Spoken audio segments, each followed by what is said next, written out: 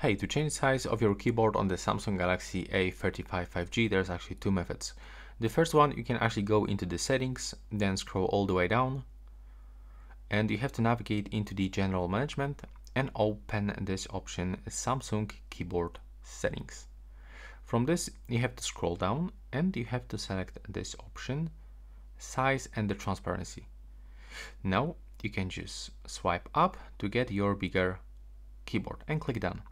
Also, you can change the font size, so take a look. Now the letters will be like definitely, maybe not definitely, but a little bit bigger. So yeah, there's the first option, and the second one is actually to go into the settings one more time, but we have to actually go into this main settings page and we have to locate the display settings. And now from this we have to move into the screen zoom, and as you can see now, when I set up like this, everything will be definitely smaller, also the keyboard. Take a look.